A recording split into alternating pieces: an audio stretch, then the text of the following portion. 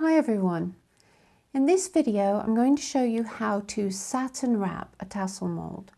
So this is a PaperLathe tassel mold, and I will link to the previous video where I actually made this, but this works for any tassel mold or any large bead.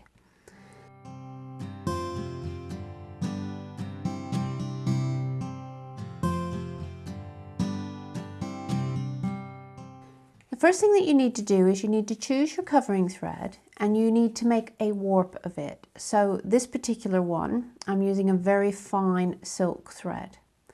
Now, one of the ways to do this is to actually keep your warp on a spool, and then you have to control your tension. But it's actually easier for most people to just use two fixed points. Now these two fixed points could be two warping posts or two clamps, anything like that.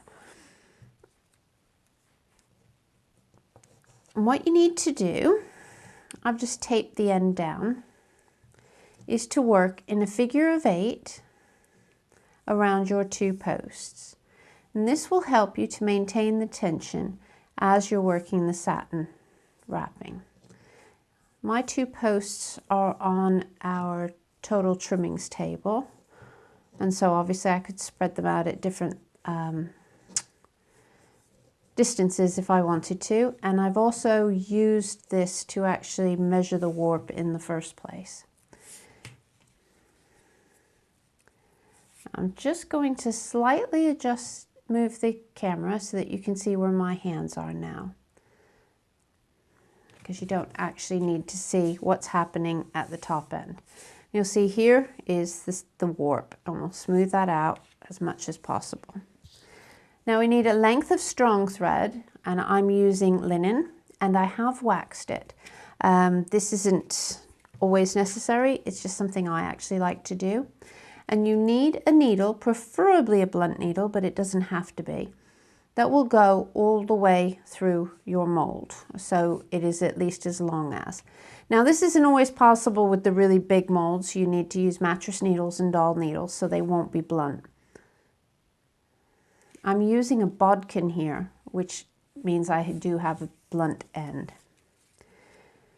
And I've just threaded it through singly, and on the long end we're now going to tie half hitches to the group of threads. Now these threads, it works best if they are finer threads. So even if you were to do something a little more creative and say use wools, they should still be very fine wools. That's how it works best. And how many you need in the warp will depend on the thread, on the tassel mold, and everything else. So it's not actually an easy thing to sort of tell you. That comes with experience, really.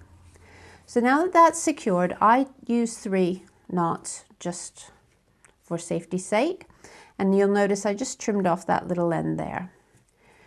So take the needle up through from the bottom of the tassel mold, okay? So I'm turning this, and the thread is now just slightly inside.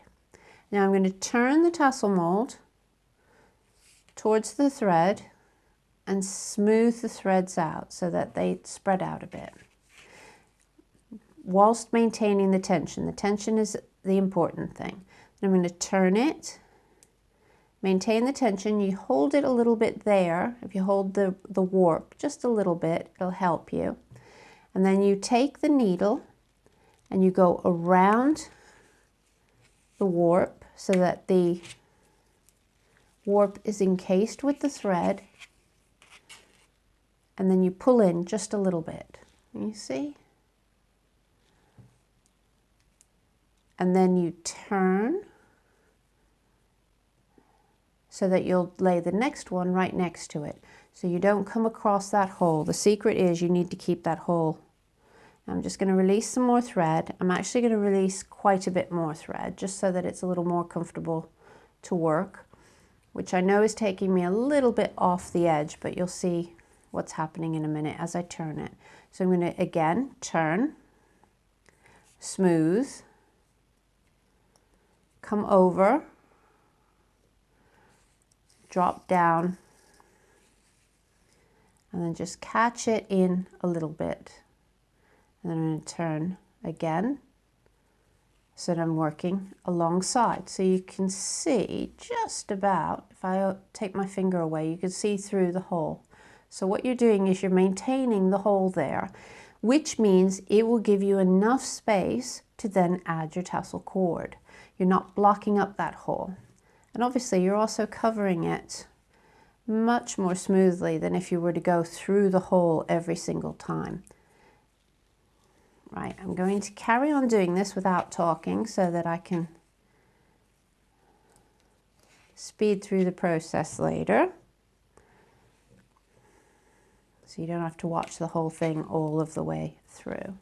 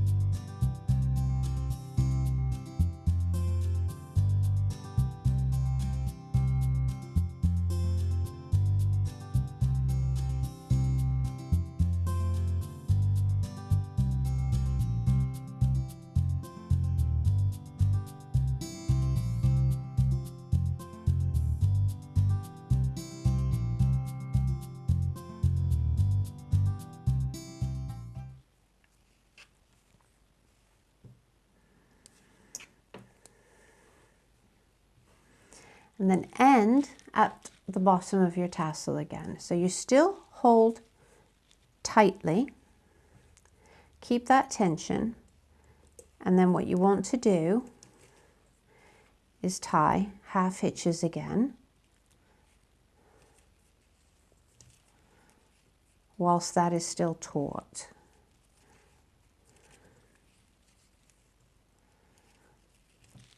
Now you can cut that. Don't cut it too close to where your knots are. And then take your thread up alongside, press along the edge. Let's see if I can get the light to show. So if you press so that it catches in some of those threads that are going back and forth along the same edge, you don't want to block that hole, remember. And that will just bring that through very gently. Just take that up to get that end up inside. And then you can go back down again along the same side so that you don't block that hole. And then trim your working thread. Now, the reason that you end at the bottom is obviously because 9 times out of 10 the bottom is going to have a skirt on it, so you won't see any of that working. Now you notice that we've lost the shape, and I'm sure that you will have noticed as I wrapped there were the odd gap. That's by using a warp of a lot of threads, then the gap sort of naturally fills. So now we're just going to work a little bit of a binding around here in a contrasting color so that we add a stripe and we also pull in a little bit to form the tassel. So just one moment, I'll get that one set up. Okay, to work a binding knot, I'm using a contrasting thread. It's actually still attached to the spool at the moment. And I'm going to just make a little sort of loop shape. I'm going to lay that loop over the tassel mold, and then I'm going to wrap, and I'm going to wrap quite tightly, and I'm going to wrap as evenly as possible, working down the space that I want to bind. And you'll notice that I'm actually covering that loop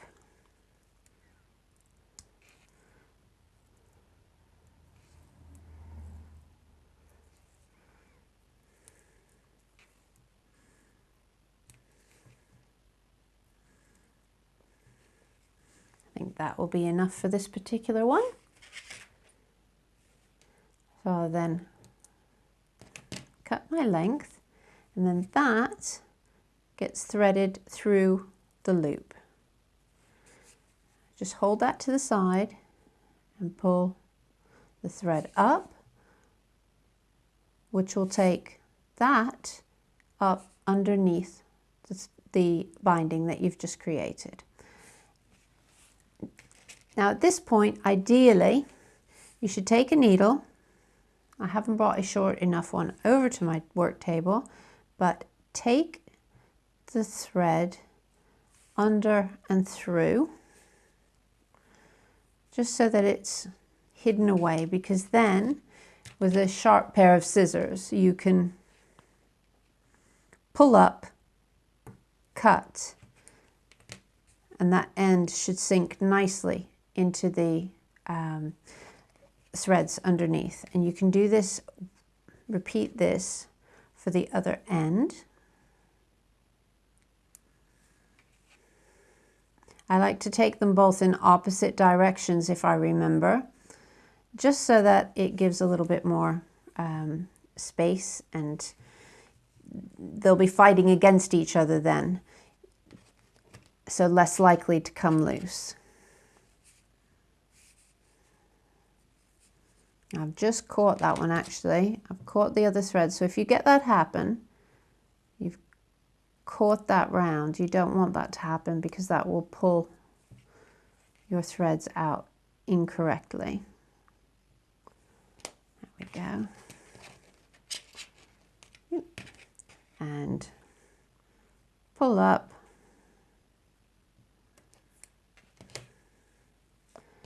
And then you can smooth out any gap from your pulling.